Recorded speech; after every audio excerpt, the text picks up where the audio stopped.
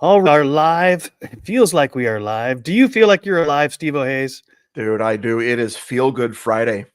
Feel Good Friday. Feel Good Friday. Yay! That's right. Feel Good Friday because we're leading into Martin Luther Monday. Martin Luther Monday. That's right. Did you This get is an a extended holiday. weekend? Happy holiday weekend. Yes, I Come on. do. Come Thank you, on. Martin Luther King Jr., for the extra day of off, but for much more than that. We'll get into that Yeah. momentarily. Yeah. So this is Joseph MoJoe McCarthy with Steve Hayes. We are together, what we used to call modern day nerds, but we've realized we are really old school nerds. Yeah. Right? So this is our third take on this particular platform. We are multi-streaming even as I speak on the Wisdom platform, which is social audio only, as well as through the advantages of modern technology, multi-streaming on LinkedIn and YouTube and X, Twitter, whatever you might want to call that, Facebook. And I would add more, but then it costs more. So, we'll just go with what we got. And I'm down here in Southern California. And Steve-O, where are you this fine day? I'm up in the Great Pacific Northwest, up by Seattle area. Pacific Northwest. So we're covering the West Coast, man. We got it top to bottom. Right. We got the left coast covered. I don't know about you right coasters, but I bet you it's a lot colder where you are this time of year. I know it's funny today because it hit the on the radio today. They're talking about, hey, stay safe and stay inside. And I'm like, it's 20 degrees. I mean, you and I both grew up in the Midwest. It's 20 degrees when we talk about staying safe. I'm like, really? Yeah. That's when in the Midwest, they start putting long pants on at 20 degrees. That's right. But only for half the day, because then once the sun comes out, then you go back to your shorts. Mm-hmm. Yeah. I do remember one brutal morning, Montana, where I grew up, delivering newspapers, and we had to have all the newspapers on the porches by 6 a.m. And it was windy and icy, and I can't remember how many times I fell underneath that bag of papers. And then I would have to crawl out from underneath the bag because I couldn't stand up underneath the weight on the ice. And I'd have to pull the bag off the ice and put it back on. And I got to this one door, and a lady behind a very thick screen, I couldn't even see her, I could just hear her voice, comes to the door and says, "Sonny, aren't you cold?" I said, "Yeah, of course I am." She goes, "Do you know how cold it is outside right now?" And I said, "Please don't tell me." And she goes, "I just heard on the radio that with the wind chill factor, it's 40 below zero." And all of a sudden, my whole body just went. Yeah. I knew she was going to tell you. When you said, "Don't tell me," I knew she was going to tell you. Don't tell me. And just by knowing how cold it was, I actually got colder, and I didn't even think that was possible. But here I am to tell the story. How about that? You survived 40 below. I remember at the school we went to, I remember one winter when it was 100 below zero wind chill. It was wind chill, but it was still way below zero, dozens of degrees below zero. But the wind chill was 100 below. So I put my jacket on just so I could say I walked in that stuff. Right. And people don't believe it out here, but I mean, you remember when you take a glass of water, throw it up in the air, and it disappears, it dissipates, it turns to snow. Where'd it go? It's gone. Yeah, like that. And every time I get in a situation like that, I do it again because I'm like, I must be fooling myself. That didn't really happen, did it? No, I've done it several times. I'm like, every time it just disappears in the air, freezes. Yeah. For those that don't know, Steve-O and I met in college in Minneapolis, where they know how to do winter there. They do it very well. Man. And very long. Long, right? I do remember one storm, Steve-O, and I can't remember exactly what year it was, but this would have been in the mid-1980s, maybe late 1980s, where it dumped like 22, 23 inches of snow overnight and just shut the whole city down. And we could walk from our campus to downtown. So we're like, there's no traffic. I mean, even the snowplows couldn't even work in that conditions. So we just walk right down the center of the main street through these major skyscrapers. It was like living in a different world there. Cool. Yeah. I remember when I came out here to the Northwest, my wife was from out here, and we had just gotten married. She moved out to our, obviously I was working out in Wisconsin, and we went home for Christmas. And it was a snowmageddon of 95. You can tell you're getting old when you start saying stuff like that, right? Yeah. And so I remember back in the day, we didn't have cell phones back then. So I heard my name over the PA, which was pretty awesome, with Steve Hayes.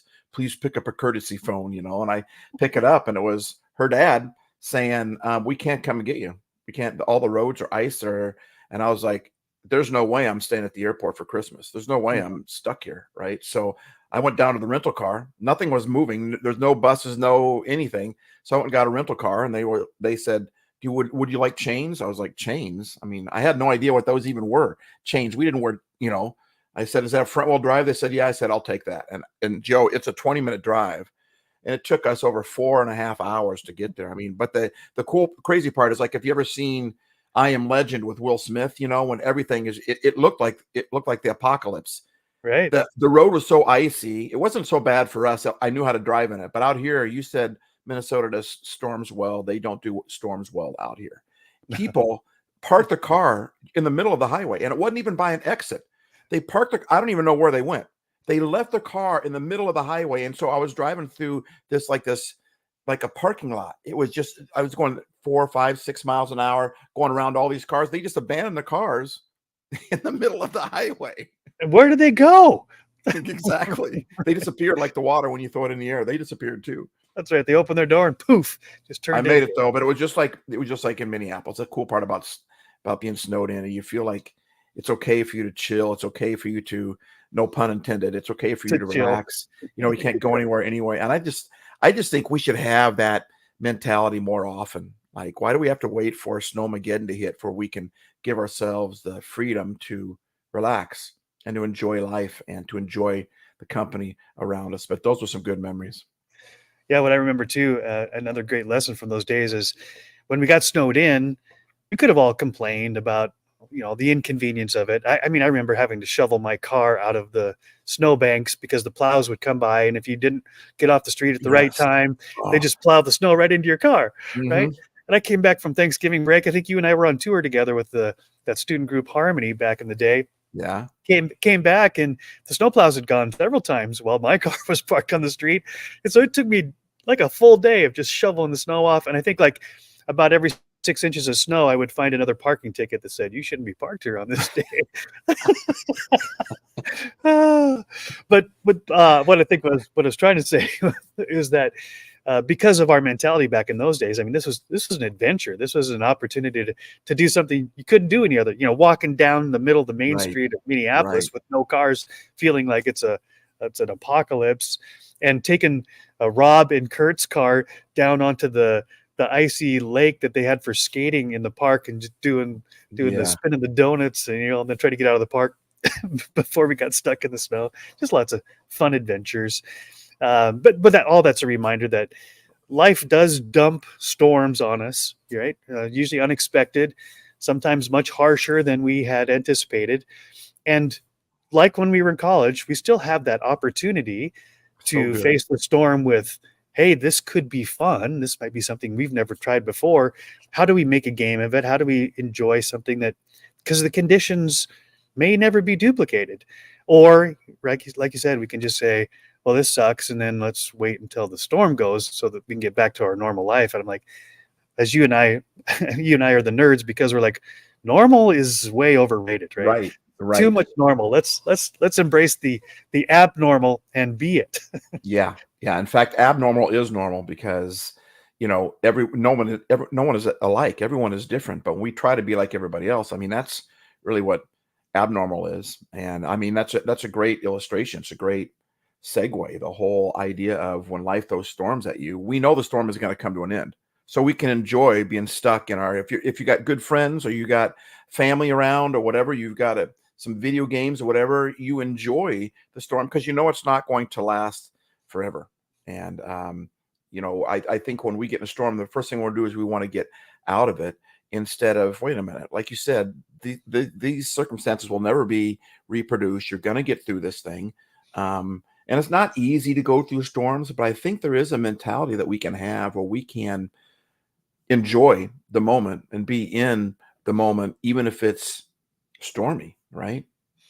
Yeah, well, I think of, even outside of the snow situation, down here in Southern California, there's a place called the Wedge. And when the conditions are just right, usually because of a storm, huge waves just pound in the surf, right? And a lot of people will stand way back and take pictures and just view the awe of the ocean. But there's a few people who will actually get into the water, and this is a chance for them to enjoy the surf. Now, of course, they have to know what they're doing, or they could get themselves killed. And unfortunately, people do get hurt there during these storms because they don't know what they're doing. But again, this invitation that when life throws stuff at if we are prepared, right? If we're not taken off guard, if we can draw on the experience that we've had in the past and realize, hey, I've survived lesser storms. What can I do? How can I make this an adventure as well? And so it's not just about enduring the storms, but sometimes it's riding the surf because it Wow, is there you these go. crazy conditions, right? That I might not get to do this another time. And you think of sea captains, the stories they tell are the ones when the swells were huge and they thought Yeah, they were going to die and they figured out how to ride the storm out. And then those are the great stories that they tell. yeah. One of my favorite pictures I saw a long time ago. I'd love to get it. It's a picture of this great big huge storm where the huge swells, right? And there's a lighthouse there, a great big huge black brick lighthouse that just goes up forever, And the waves are just hitting way up on the lighthouse, and the waves are coming all around, splashing around. I mean, it's monumentous. It is gigantic. It is, what's the word I'm looking for? I mean, it's epic. These waves are just like almost engulfing that lighthouse. But on the other side of the lighthouse, where the waves can't reach, there's the guy that's in the lighthouse, and he's having a cigarette break. He's smoking a cigarette while the storm is going on around him because he knows he's safe. He knows nothing's going to knock that lighthouse down. And I mean, that brings comfort to me to just know that, if you're prepared, if you've got good people around you, I mean, look at all the things that we've gone through, and we have made it through everything that we've gone through. That's why we're still alive, and that picture just, it brings comfort to me. I think a lot of times my biggest problem isn't the storm, it's my perception of the storm and my reaction to the storm, to be honest. Certainly. Yeah. It's very natural for us to think when things go south that somehow it's bad, it's not good, and I'm going to die, and it's going to be the worst case scenario, and things are going to fall apart, and it's the end of the world as we know it. But as the I feel song said, fine. I feel fine. How do we feel fine? I'm not talking about being ridiculous or being just denying the fact that the conditions are harsh, but just understanding where are those spots where I'm safe. Who do I want to be with? Who do I want to ride the storm with? Can I learn to ride the surf and make it actually fun rather than scary? And that, of course, that takes a lifetime of experience and then reflection and understanding how far we've come. But I think that's the adventure that we're all called into, that the storms come and go. Are we just going to hide out?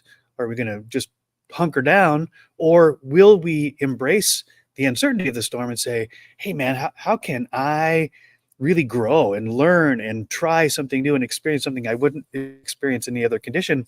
Which I think is a great segue into what we want to talk about today with Martin Luther King Jr.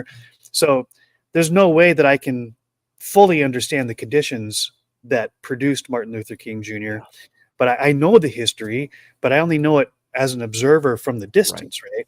But he was living in it, and is, in spite of the fact of all of the beautiful things that he said and did with his life, he was in the midst of a chaotic storm, and some of it was incited by his own words, that the people who didn't want the type of world he was talking about, some of which were like from his own community, he was facing criticism and haters and detractors. And of course, as we know, it was even killed for his beautiful ideas of unity and progression in our society. And so as we move into the Martin Luther King Jr. holiday this weekend, I think it's a great opportunity for you and I to discuss,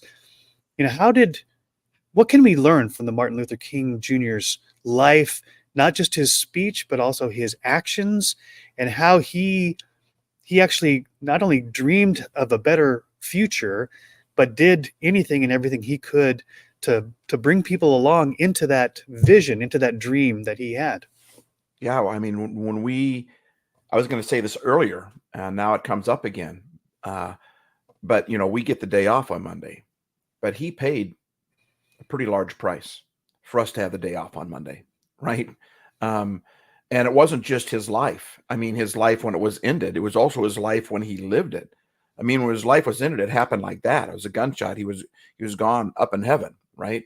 Now he gets to look back on his life and go, hey, we did it, but the life that he had to live before the gunshot actually was, I mean, like you said, I don't know the whole thing. I wasn't there, but I can only imagine what he had to go through. And even watching movies about his life and documentaries and such, even the people that were in his camp, like you said, he was in. You want to talk about a storm? He was in a storm. In fact, he said at one point I heard a documentary of another person talking about him, and he'd like to go to these little cafes in these small towns back back in the places that are diners, dives, and whatever, right? And he'd always say, "Hey, you want to go there? We can get something to eat before they arrest us." I mean, seriously. I mean, everything. I mean, he had the law after him. Even people in his camp that agreed with him, that wanted equality and justice, didn't like the way he did it. You had a whole bunch. You got Malcolm X, who went at it a completely different way, and you had his followers and Martin. I mean, Joe, I don't know how in the world he survived that storm. And if he just would shut his mouth, if he just would shut his mouth, it would all go away. Hmm. You want to talk about a man of honor and distinction, and a hero. And, we've described, you and I both come up with a description for a hero. It's a person who does the right thing at the right time for the right reason. And, there's a statement that's been around for hundreds or maybe even thousands of years from the Bible that just said, greater love has no one than this, that a man lay down his life for his friends. And he laid down his life for a bunch of people he didn't even know. And I think it was because he had a dream. What else would cause you to do that? Yeah, agreed. And that's a great way to push this conversation into this idea of dreaming. So, dreams are really a manifestation of our imagination. And our imagination can go any direction at any time. We know when we sleep, our imagination takes over and creates realities that have nothing to do with the laws of physics. In fact, everything's morphing and changing. If you can even remember your dreams, generally they are pretty bizarre based on our understanding of our reality. Yeah. But how do we? So, Steve, I'm just really curious. I'm really interested in how do we take this inspiration of Martin Luther King Jr. and just imagine, how did he first come up with a dream? Because he's imagining a reality that doesn't yet exist, but believes so wholeheartedly and soulfully in this vision of what could be, in spite of all of the evidence to the contrary, that he pursued it with all of his heart, as you said, in spite of, or perhaps even because of, the negativity and the pushback and the resistance. He's like, let's go eat until we get arrested, or before we get arrested. Right. So he was fully aware of the controversy and the pushback he was getting, and yet continued that right up into the end of his life. And I just think if we can dig into this deep enough, perhaps we can all get inspired to dream our own dream and to pursue it. Yeah. I mean, that's a potent thought and comment right there. And I think one of the reasons why he had this dream, I think there's a couple reasons. I think that God had set a fire inside of him and said, you need to do something about this. He just felt this need to help people. And but I think you can only live in a storm for so long, and at some point you get tired of it, especially when the storm is stoppable or it's controllable. It wasn't just that nature showed up and caused injustice. It was mankind was doing it. And I think, how did my sister had a statement that she wrote down, actually was written down in her Bible. It said something about, we only decide to change when we can no longer tolerate, the current situation. Basically, I'm butchering the statement, but I just think he got to the point where he just got fed up. And here's the thing that's amazing to me, though. I mean, usually when I'm angry, when I get fed up, I'm ready to bring the fist. I'm not a fighter. I'm a lover. I'm not a fighter, right? But I get angry enough, I'm going to fight, right? When I get riled up, I'm going to return to violence. Yet he was riled up. He was angry. He was tired of the injustice, and he had a reason to be. We hate injustice too, but he hated it to this extreme. I don't want to say extreme because it wasn't extreme. He hated it. What's a word bigger than hate? I mean, he abhorred injustice, and it ate at him so much inside, but he didn't fight back with his fists. When I get angry, I want to fight back with my words. I want to fight back with my fist. I want to fight back. I want to do something even passive aggressive. And yet he took the stance of, you know, hate can't drive out hate. Only love can do that. And Yeah. darkness can't drive out darkness. Only light can do that. So how in the world, how does a guy can't even eat without the threat of getting put in prison, the hatred towards him, and yet he turns the other cheek? That's the part that's amazing to me. And that he stuck with it. He never quit. He just kept going on. What an amazing human being. Yeah, and it is remarkable. And I mean, there are not many people in our history that we celebrate with a national holiday. But I think it's such a great reminder that Martin Luther King Jr. didn't have a dream that we would have a national holiday named after him. Right? Yeah, That right. that wasn't his purpose, and I'm not sure he would care about that one way or the other. Based on what I know of him, which again is very limited.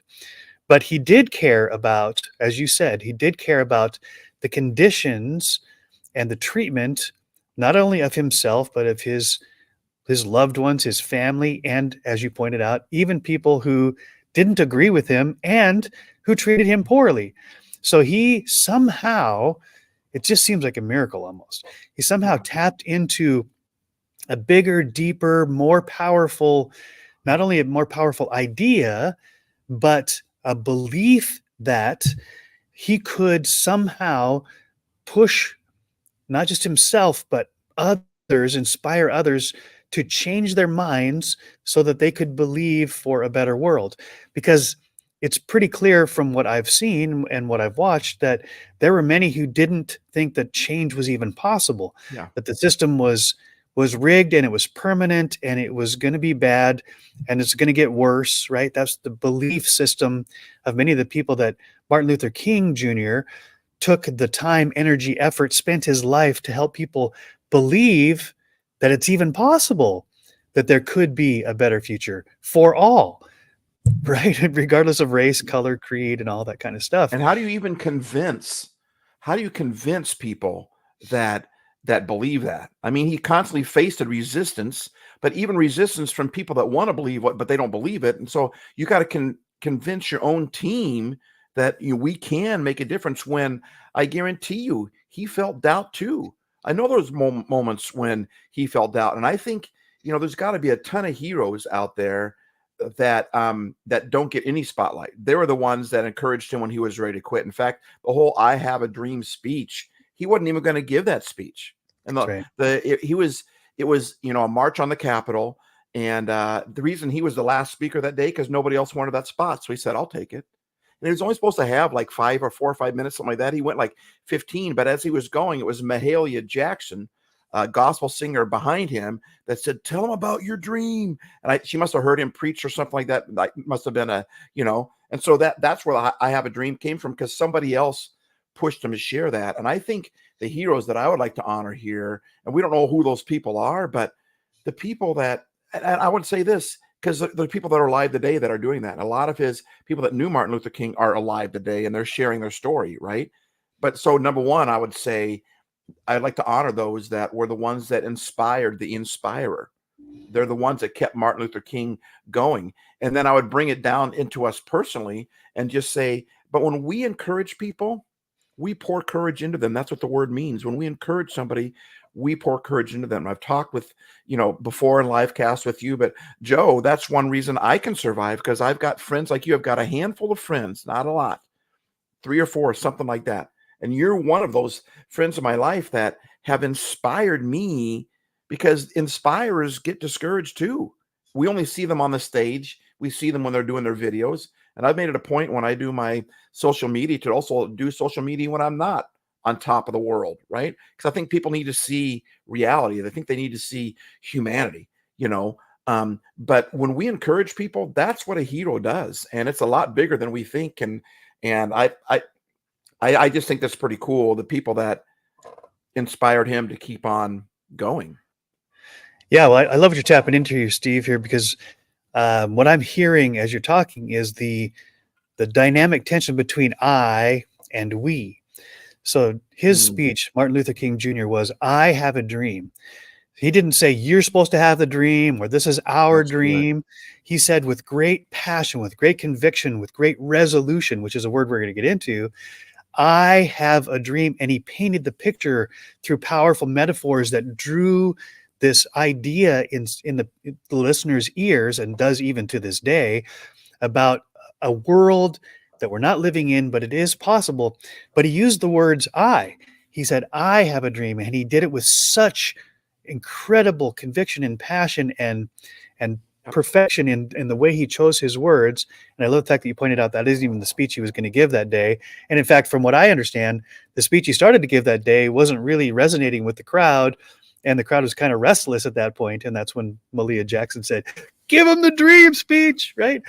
And once he did, then, and you can see it on the video, you can see that suddenly the inspiration, the motivation, the spirit within him wells up. And what people who are listening to me or to you aren't listening for me to tell them what to do. They're actually listening to see, do I believe what I'm saying, right? This is what I Mhm. learned from our friend Rick Olson. He said, an audience isn't listening to decide if they believe what you're saying. They're listening to see if you believe what you're saying, Wow. Say that right? again. That is so Yeah. good. So I think this is why Martin Luther King Jr.'s speech, I Have a Dream, is considered one of the most powerful speeches in history, at least in recorded history, is because it wasn't just a transfer of information. It was a transfer of enthusiasm, of power, of conviction, because an audience, consciously or subconsciously, isn't listening to say, if whether to decide whether I believe what you're saying. They're listening to say, do you believe what you're saying? And Wow. if you do, and he says, I have a dream, and he says it with such great conviction. Now that gives me, opens up that seed of possibility that says, whoa, if he believes that to Right. be true with such great passion, with such great Right. conviction, with such, that maybe that, and that's really the question, the maybe it could be true. Maybe I could believe that as well. Yeah. Yeah. So I like where you're going here. I love that. You just mentioned you mentioned I and we. You just mentioned I part. He said, I have a dream. What was the we part? So the we part, right? There's lots of we going on here. The we is one, Malia Jackson, who's listening and supporting, sitting right behind, right, Martin Luther King Jr. when he's given that speech, and has the audacity, right, to say, change your speech. It's not working, brother, right? And so here's someone who isn't at the microphone, like you said, but is supporting the inspirer, giving them the feedback that they need. And just think, Martin Luther King Jr. in that moment had to make a decision. Should I go with where I thought I was supposed to be going, or listen to my friend here behind me? That's remarkable. But then there's also the I we between he as the orator and all of the listeners, all the ears. Here's a we, and he's saying, I have a dream. I believe. And he's saying with such great conviction that people in their ears are saying, maybe I do too. And the I becomes a we as the light, right? He lights the candle and starts passing it on to all those out there who've got a candle, but it's not lit. So he's lighting somebody else's candle where they can say, wow, I can carry this light as well. I can pass this light on as well. I mean, it's a remarkable spread from the I to the we. And that's really where the power of this the story goes, is that it wasn't just Martin Luther King Jr.'s dream. Because imagine this, Steve. What if Martin Luther King had this dream all along in his life and never told anybody? Right. The I never becomes a we, Right. and we've never heard about it. So And good. right, and the change that's happened as a result may or may not have happened. It certainly would have happened because he shared what he believed. Yeah. And if you listen to his other speeches, have you listened to the speech where he got the Nobel Peace Prize? Where he's receiving the Nobel Peace Prize? I don't know, It maybe. is, it is worth checking out. But in that speech, here he is getting the Nobel Peace Prize, and he spends, I would say, the majority of his speech talking about the we, Mhm. talking about the other people. He kept, I mean, at this point, I mean, you're the man. I mean, you're getting a Nobel Peace Prize. That's one person. That's a pretty big honor. Instead of talking about At that point, instead of talking about the I, he talked about the we. He talked about the they. He talked about the people that got him there. He even mentioned, we got on the plane, he says, and we all thank the pilots. But what about the people that got the plane in the air? What about the people and he talked about the people that nobody else noticed. So he was constantly going to the we, right? I love that whole thing. He didn't just, like a lot of leaders say, follow me, lead, follow, get out of my way. You're going to follow me or else. Not Martin Luther King. He just said, I have a dream. And he believed it so much that everybody wanted to follow that. I mean, if we lived our lives that way, imagine how different our world would be, instead of just saying, you have to feel this way. You have to believe that way. You have to, wait a minute. If you believe that way, then show me by your life how you live that. And I just might jump on board with you. Your I might become the we, but we tend to forget that I part. We don't forget. We forget the I part, where I have a dream and we just say, you got to feel this way. You got to believe this way. You got to do this. You got to, and we don't even have an I or we at that point. When it's you, there's no longer I or there's no we. It's just, and we skip that point of saying, wait a minute, I need to have something of substance in my life that I believe in so much. And I believe everyone who has that. We might need some help pulling that out, but we have to start with the I, and then we have to believe that, and the we will follow. But when we're just going to try to force people to do something, and he was one of the most powerful movements ever, I think, in the history of mankind, honestly. And you look how Hitler did it. He did it out of hate. He did it out of bitterness. He did it out of racism. He did it out. And Martin Luther has just a powerful movement, in my opinion, as Hitler, but he did it out of love. He did it out of an I and a we concept. That is, Joe, that is such a great way to word it. And I just want to point out, it's not an either or, right? The story as it unfolds, it's a both and. So Martin Luther King Jr. has a dream, and he makes it very clear. And the I have a dream is just one of many amazingly powerful, beautiful things that Martin Luther King said throughout his life. We'll touch on some of those as we go along. But what I want to remind myself, even as I'm reminding anybody who's listening, is that it's not an either I or we. There's a both and going on here, that it has to grow inside of me with such conviction that I can see it, I can believe it's true, and I will do anything and everything to push towards realizing that dream, and enlist as many people as I can, invite as many people as I can. Right. So you talked about two different kinds of leadership. There's one that is force and power. You have to, right? You don't get a choice. But then there's the influencer that says, here's an invitation to do something worthwhile, to do something purposeful, to do something meaningful, to jump onto a movement that won't just make your life better, but it'll make society better. It'll make history better, right? And so it is that spreading, that germination from the dream that God has given Martin Luther King Jr., and I believe God has a dream for each of us, and not only absorbing it and allowing me to believe that I can do that, or that it can be true, but then inviting others to dream your dream. Let's work together. How can I help you fulfill your dream? And you can help me fulfill mine. And maybe, just maybe, we'll leave a legacy beyond the 40, 50, 60, 70 years that we walked the earth. Yeah, I hear him saying, this is what I'm going to do. You want to join me? Come on, join me. I'm doing it. Whether you come behind me or not, I'm doing it. This is my dream. I'm going to move, but I would love for you to come and join me. Yeah. And so when someone has a vision, a goal, a plan, a dream, how do you get others to come on board? It isn't, you can do it by force and power, but that's not sustainable, right? History would tell us that leaves only a pile of dead bodies in the wake, metaphorically and physically sometimes. Right. But for this to be sustainable, right, this invitation, somehow I got to transfer not just my vision, but the compelling reason why anybody would go out of their way, out of their comfort zone, to try, to be willing to step into perhaps even the line of fire of criticism and critique and hatred and pushback. But why would anybody do that when our natural inclination is to find comfort, right? Yeah. Why would we do that?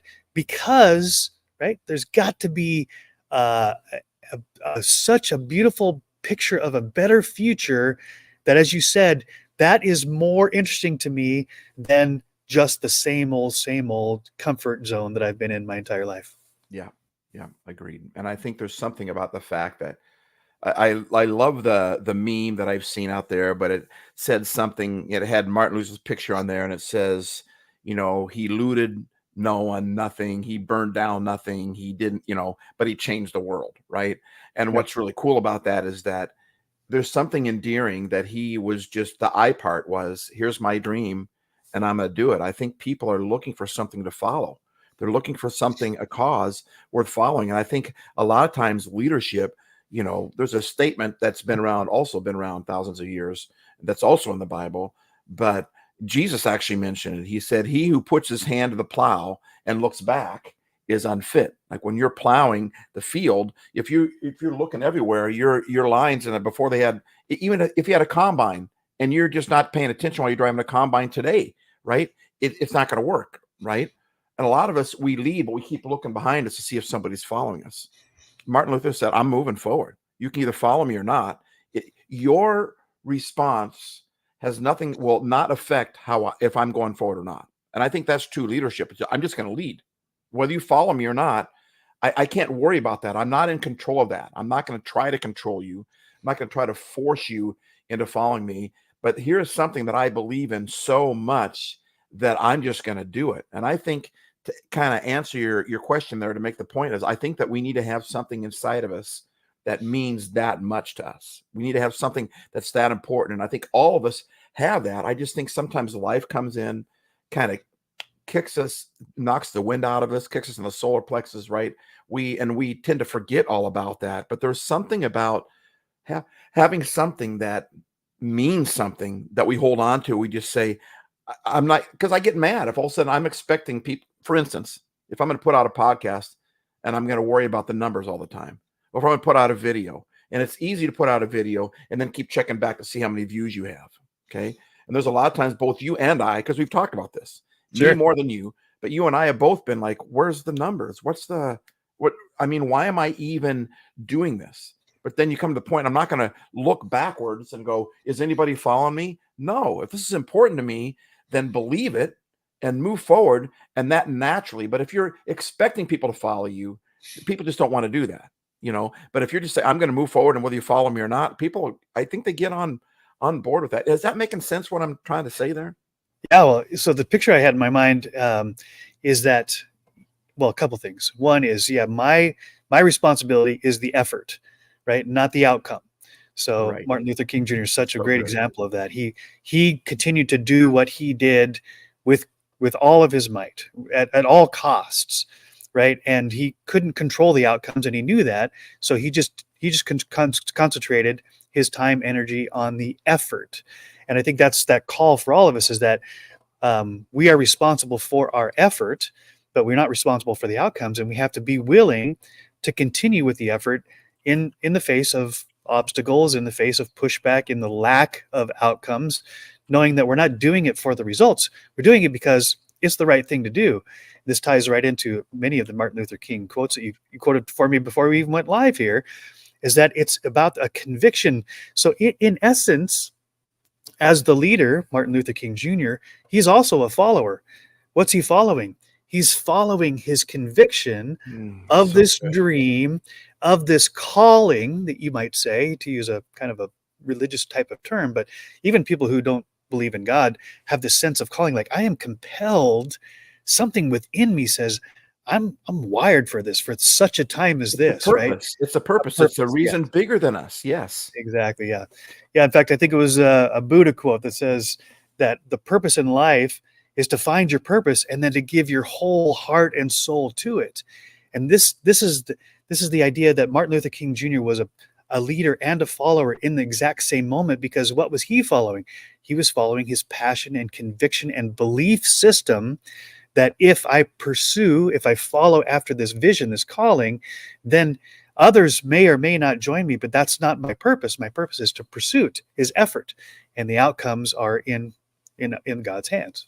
Yeah, like the line that's in the Bible. I guess I'm giving a lot of Bible quotes today, but Paul, the guy who wrote most of the last half of the Bible, all those books, he wrote them. They were letters, and he said this in one of those letters. He said, "Follow me as I follow Christ. As I follow Jesus, you just follow me." And I think I love that whole term. I think that Martin Luther didn't just lead, he followed. In fact, I would say he followed more than he led. I don't think, like you said, he didn't show up to say, "I'm going to be so big, they're going to name a national holiday after me." That isn't why he did it. He had a vision, a dream, a purpose that was so big he could not follow it. But because he opened up his mouth, because he used love, because he cared about people, and he's, I'm just, people got behind that. They want to follow something with passion because we believe in passion. We believe in truth. Every one of us wants to do the right thing. And we see somebody that's doing the right thing, whether we follow or not, that just tends to lead us to follow that. So, and I think we have so much on leadership these days. Everything's about leadership. Everywhere is always, and I want my kids to be leaders. Well, what about your kids being followers? I mean, we don't have any fellowship conferences out there. We don't have any fellowship. People aren't bragging about, "I'm a follower," but good leaders are good followers. You can't lead if you don't know how to follow. And I love that imagery that you give there of Martin Luther King was a leader, but he was also a follower. And that's why he led, because he was following something bigger than himself. Yeah. That's why he'd go and knowing he could get arrested if he stopped. That's why he knew every time he got up to speak, there could be somebody with rifles pointed at him. He knew that, but he could not do that because he had such a vision inside of him that he had to follow that. And there's something about, I mean, it's arresting. It's a pain in the butt sometimes to want something that bad, to believe in something that bad. But boy, that's a happy life. When you have something bigger than you, it doesn't matter what storm there is at that moment. I got to do what I got to do. There are no other options. Yeah, well, it defines, right, where happiness comes from in many respects, because circumstantially, things weren't happy in Martin Luther King's day. He faced all sorts of repression and all sorts of judgment, all sorts of negativity, threats on his life. Eventually, he was killed, as we know. And yet, he realized that his purpose, as you said, his purpose is that he can't not do this, right? Yeah. That he has such a clear vision and such a belief that it is possible and that he can be a catalyst for change, that he couldn't not do it. Yes, of course, he could have quit. Every human has an opportunity to quit, and I'm sure he felt like it at times. He's a human, just like we all are. And yet, I think that's what I'm pulling out of my reflection on Martin Luther King Jr.'s life, is that, one, if I'm going to be a great leader, it's because I am a great follower. Yes. Right? I'm following after something that is true and good and lasting and purposeful, not just the latest, greatest, happy, shiny thing. Right. And that's really where the farmer gets off if he's looking all around and can't draw a straight line, because he gets distracted by so many things. Yeah. So it does really require a conviction, but also a focus and a commitment to follow hard after that vision that is going to be a better future than any other possible route. Yeah. And boy, that's just so compelling. Yeah, I like what he said in one of his speeches. He said, and this talks about how bad it was back in the day. Like you said, it wasn't, and even when Jesus showed up on earth, it was a horrible time. It was a horrible time. And we look at today and you hear a lot of doom and gloom people out there. Well, it's in doom and gloom. What do you do in the doom and gloom, right? You can talk about the doom and gloom, or you can do something about it. And Martin Luther King said this. He said, "The ultimate measure of a man is not where," and this is it's just people, right? Man or woman, but the ultimate measure of a human is not where he stands in moments of comfort and convenience, but where he stands at times of challenge and controversy. Ooh, read that again. So good. The ultimate measure of a man is not where he stands in moments of comfort and convenience, but where he stands at times of challenge and controversy. Yeah.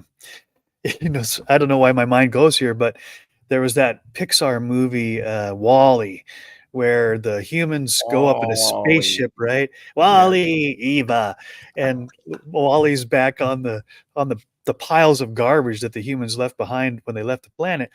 But they're in a ship that provides every comfort, every convenience. They're just, sunning themselves in utopia on the ship. But when there was a challenge, when there was a threat, not only did they not know what to do, they couldn't even stand up. They had no no resilience, no grit, no muscles, right? No No ability, resolute. no reason or method to respond to the inevitable challenges. That's why I love Martin Luther King Jr.'s quote that you just read there, is that really what defines us isn't the comfortable times when we're required to do nothing, but when the challenges come, what are we made of? That's what tests our mettle. That's what, not only does it test it, but it actually builds it. As we know in muscle building, it's in the tearing of our muscles when we've strained them beyond what was natural, what was comfortable, that our body says, go repair those muscles and make them stronger than they were, so this doesn't happen again. And that's that metaphor for when we are challenged, when we're stretched, when we're willing to be uncomfortable for a purpose, right? A very compelling why. Then, even though it feels like a tear, that's when we're being built up so that we're stronger and realize, hey, I made it through that obstacle, over that obstacle. I made it through that storm. I can do this, and I can learn how to ride the waves rather than just stand on the beach and take pictures. And full circle to where we started talking about the storms. One thing that causes people to survive the storm is because they have no other choice, because they are so driven by this thing inside. They have a purpose in them that's so strong. They believe in this thing so strong that we don't got time to worry about the storm. I'm too busy pursuing something bigger than me, that the storm comes. If you don't have that purpose, then you nitpick. Your life gets small. And pretty soon you don't like the fact that there's a storm and you want it to all go away. And our humanity naturally wants comfort. There's no doubt about it. We want comfort, right? But when we're pursuing something bigger than ourselves, the storm, we don't have time to worry about the storm. I've got a mission that I've got to do. And instead of, we're never going to live a life where we get rid of all the problems, all the storms. And when we do, those people usually turn up to be pretty spoiled, and spoiled things end up smelling and you end up having to throw them away. Right. But when we want a life that we don't have the struggles in, it doesn't work that way. We stop living at that moment. We just start existing. And even though it's natural to want comfort and to get to the shortest space to where I can get back into comfort, when you got something that's driving you, that just gets in the storm, it just kind of gets in the way. You're like, I just got to go through this thing. I don't got time for this right now. I've got something bigger to focus on and to do. And that's what Martin Luther King, that's what he did. The poor guy was arrested. He was possessed by this dream.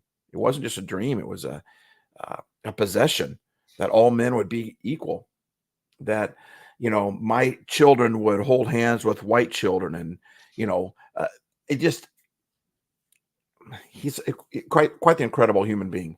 What do you say? Right.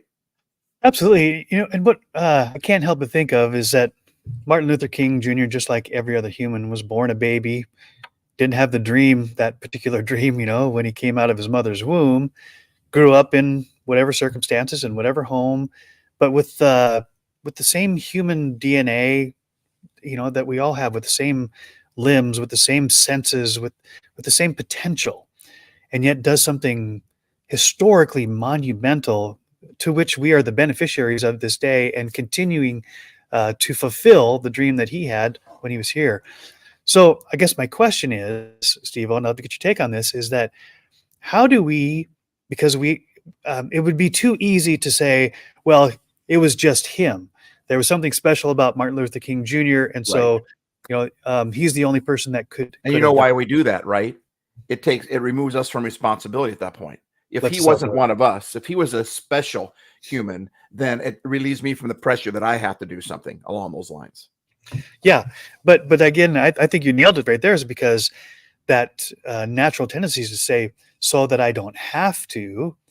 But what if we flip that and we give ourselves at least the possibility that it's not that I have to do something like remarkable, it's that I have the potential, I actually get to, as a human being, with all of the senses and the brain and the blood and all the things that make me what I am, and my connection to the rest of this planet. I have a life that gives me an opportunity to do something purposeful, something remarkable, something that, yes, it might be difficult, but I can't help it.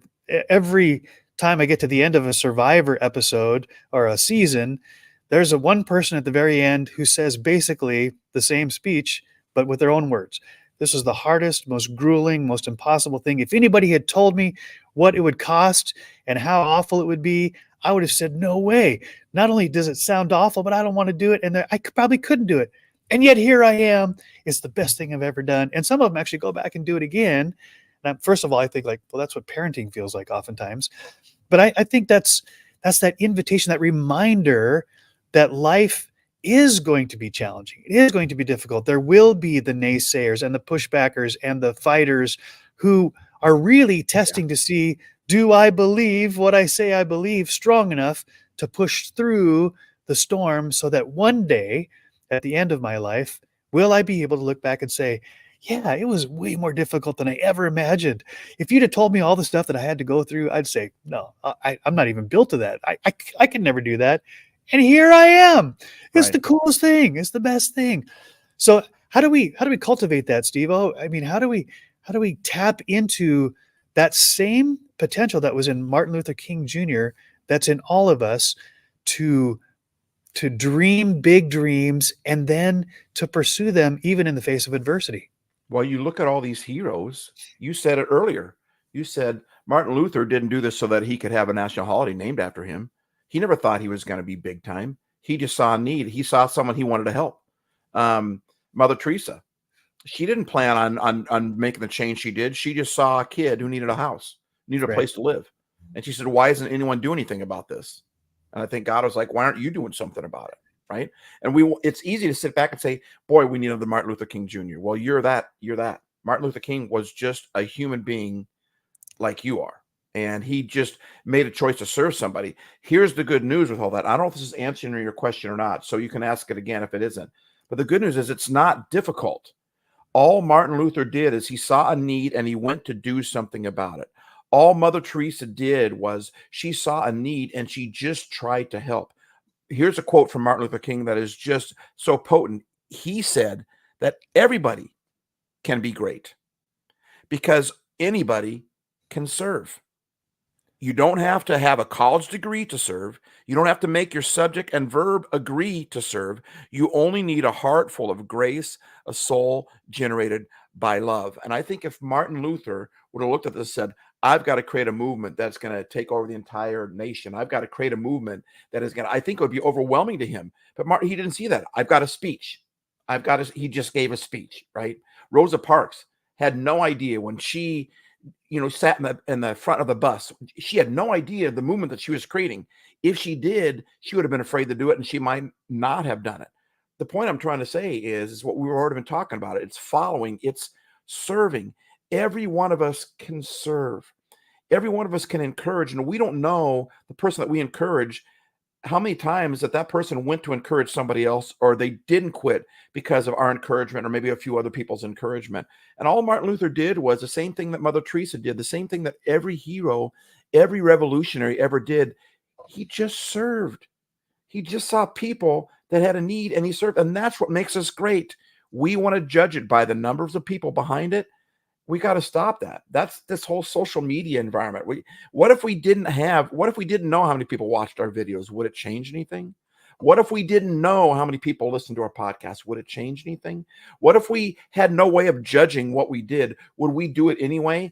That's what I want to be. I want to be a person that has a purpose so great that it doesn't matter what anyone else does. And what Martin Luther King is doing here is he says anybody can be great because anybody can serve. Find someone who needs something and serve them, love them, help them. And if nothing else, just don't jump on the hate bandwagon. Just don't jump on the division bandwagon. He also said, let no man pull you so low as to hate him, right? He was all about love. So I think, bottom line, to answer your question as good as I can right here, is just love. Just serve somebody, just one person. Don't worry about if it goes big or goes viral.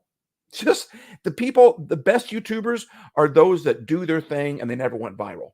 and yet they keep doing their thing. Those are the people we should be listening to, in my opinion. And so I don't know if that answers your question or not, but Well, I love what you tapped into. And Mother Teresa did say in her own words, she said, not all of us can do great things, but we can all do small things with great love. yeah, And what she was saying is one isn't better than the other, right? We are the ones who are becoming the judges and the comparisons to say, well, if I can't create a movement like a Mother Teresa or a Martin Luther King Jr., who, by the way, were extraordinary in the history of mankind. There were very few people that have that particular calling, right? They were built for that time, for that place, for that season, and they obeyed, right, the calling. They followed the calling. But as you said, it was a matter of serving something greater than themselves. It wasn't just for their own comfort. It wasn't just for their own convenience, but they did small things with great love, which in the end became great things.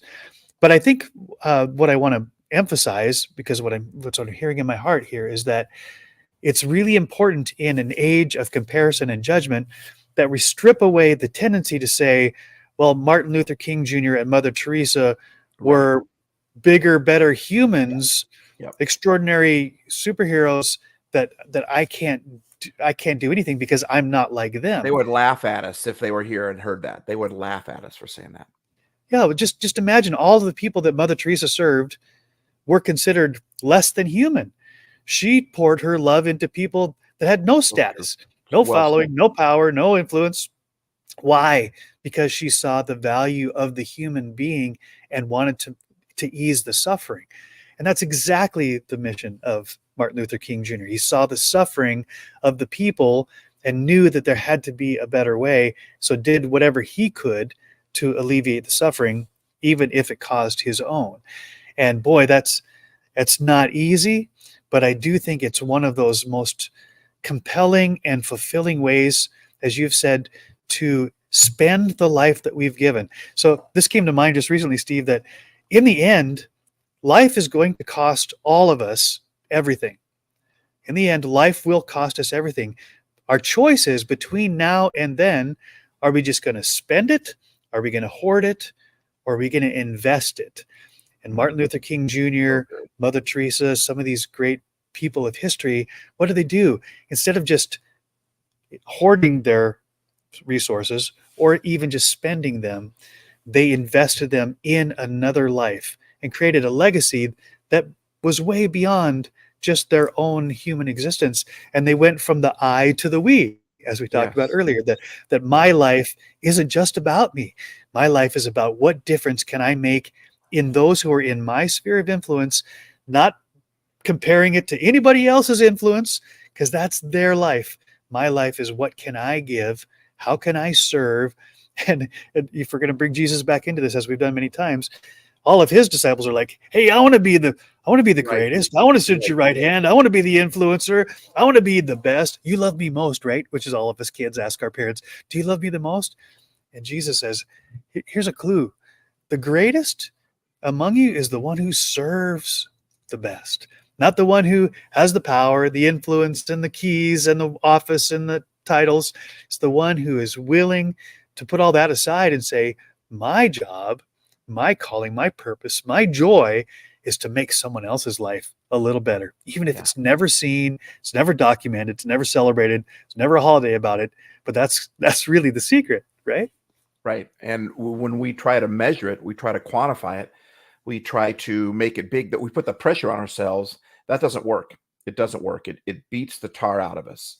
But none of the heroes ever did that. They just did. In fact, when what happens is someone just decides to do the right thing, and all of a sudden people start following, and they get bigger. And then pretty soon it's easy to go back to, now I'm doing it for the following. I'm doing it for, I'm starting to count the numbers again. It's like when I decide to stop counting my strokes on the golf course, I start golfing better. Right. And now that I'm golfing better, I'm like, I'm going to start counting strokes, and then I start counting strokes, and then I start golfing worse again. Right.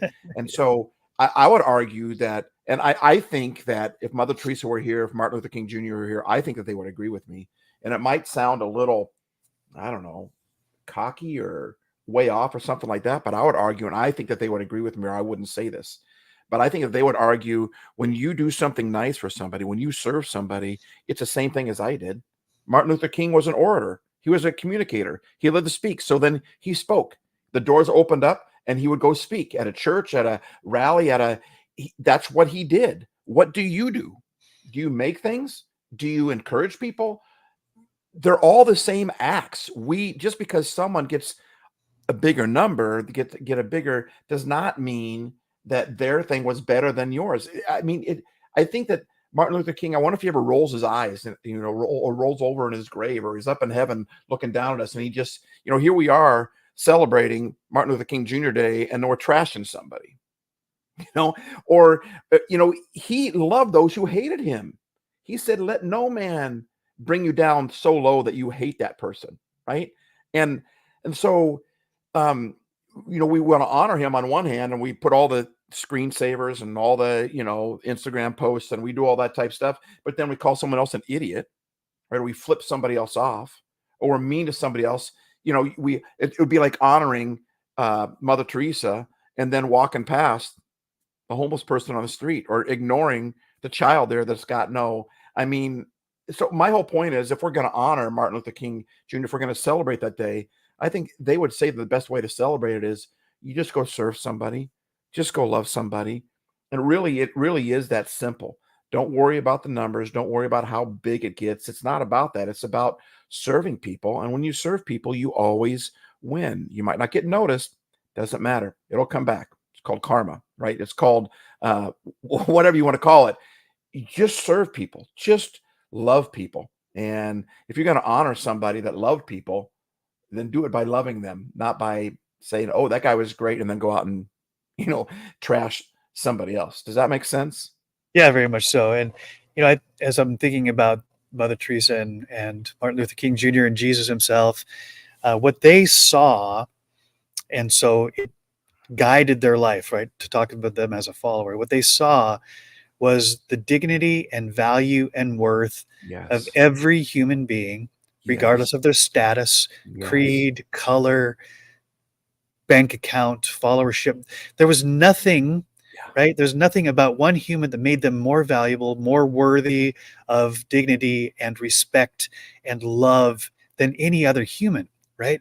Mother Teresa and Martin Luther King Jr. both did that with such conviction, is that whoever they were talking to, they weren't, whoever they were serving, it had nothing to do with their status, had nothing to do with what they had to give them back, or what Martin Luther King Jr. or Mother Teresa would receive.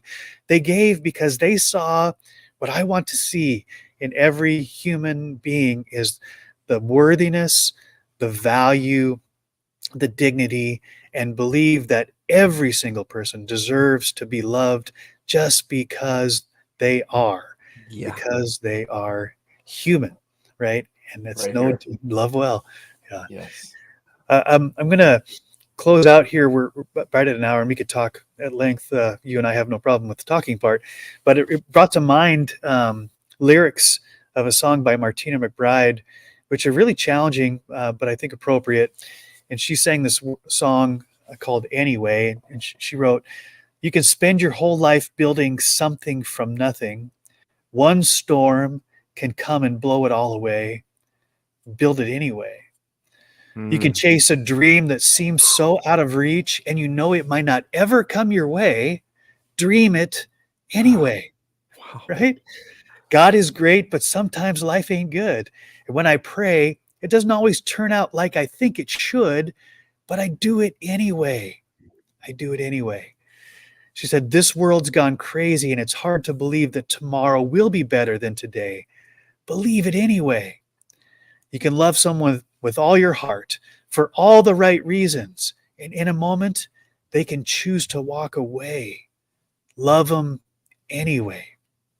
God is great, but sometimes life ain't good. When I pray, it doesn't always turn out like I think it should, but I do it anyway. I do it anyway." The final verse is, "You can pour your soul out singing a song you believe in that tomorrow they'll forget you ever sang. Sing it anyway. Yeah, sing it anyway. I sing, I dream, I love I anyway." do anyway. That is so That is so spot on. And when you take the pressure off of you have to score a certain round, when I score on the golf course, it changes my game. When I take the pressure off, I have to have this many views, or I have to get this big, or I have to. That's a terrible pressure, and it will bear you down. It will beat you up, right? But when you just serve to serve anyway, love well, love Love well. Yep. Yeah. So if you who are listening, who've tuned in, thank you so much for your participation, and those who hear it We afterwards. appreciate it. If you want to do anything to honor the legacy of Martin Luther King Jr., of Mother Teresa, of all those who have gone before us, to give us a world, right, that's much better than we might have received, because if they hadn't done what they did, our job, like Steve's shirt says, is to love well, right? We don't have to do great things, but we can do all the small things with great love. So I challenge you, don't do it for the outcomes, do it because it is the right thing. Follow your heart. So until next time, this is the Old School Nerds, Joseph McCarthy Do it and anyway. Steve Hayes, right? Do it anyway. Encouraging each other and encouraging you to just do it anyway. Love well, love each other, be kind, and be kind to yourself, be kind to others. Until next time. Until next time. Thanks for joining us.